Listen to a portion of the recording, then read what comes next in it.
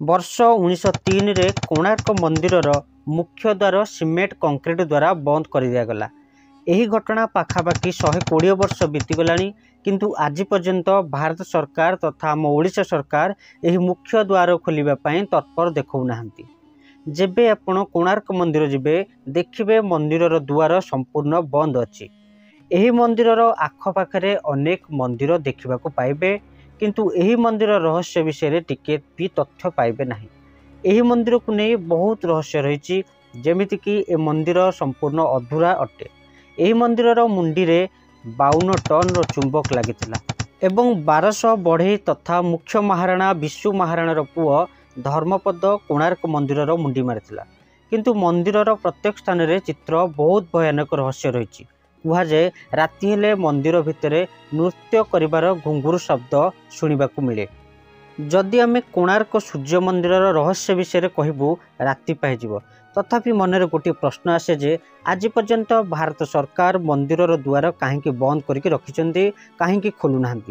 चलतु जानिबा कहीं खोलुना। विषयटी को कहवा पूर्व आपण को अनुरोध कोणार्कर कारुकार्य को सम्मान जणाई कमेंट रे वंदे उत्कल जननी लिखंतु एवं आम चैनल को लाइक करी सब्सक्राइब कर दिंतु। कोणार्क सूर्य मंदिर भगवान सूर्य को संपूर्ण समर्पित। लांगुला नरसिंह देव यही मंदिरर प्रतिष्ठाता। यही मंदिरर निर्माण शैलीर कारुकार्य पृथ्वी रे प्रसिद्ध रही। 1300 शताब्दी निर्मित पंचरथ विशिष्ट यही कोणार्कर सूर्य मंदिर भारतर सप्ताश्चर्य भितर यार नाम लिपिबद्ध हो रही।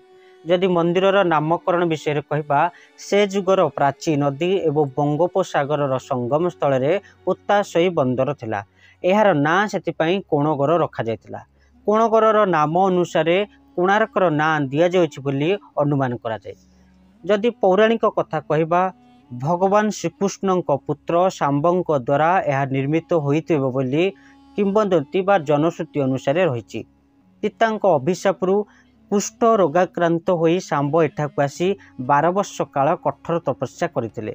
तांको तपस्या रे संतुष्ट होई सूर्य देवता तांकु एही रोगरू मुक्ति देइथिबारु तांको सम्मानार्थे से एही विस्मयकर मंदिर निर्माण करथिले। सेहीपरि उत्कल प्रसंग एक मैगजीन अच्छी सेतेरे प्राध्यापिका सुप्रभा मिश्र अनेक तथ्य देइछन्ति। से लिखिछन्ति केवल हिंदू नुहंती मुसलमान माने मध्य ए स्थान को आपणार मन करिकी अति पवित्र ज्ञान करुथिले।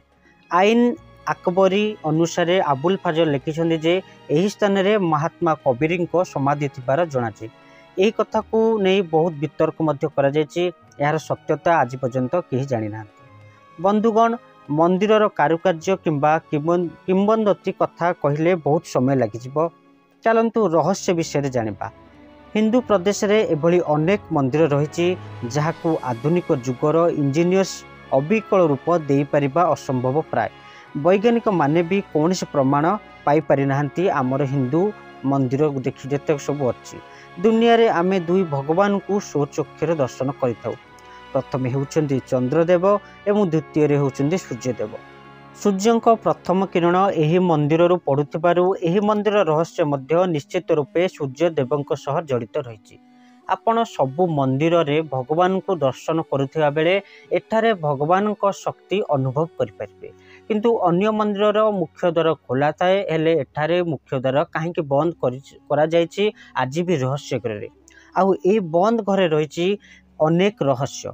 1901 मसीह से समयर गवर्नर जॉन हुडबल्ट कहीं ए मंदिरर मुख्य द्वार बंद करने को स्थिर करते आज भी रहस्य घेरे।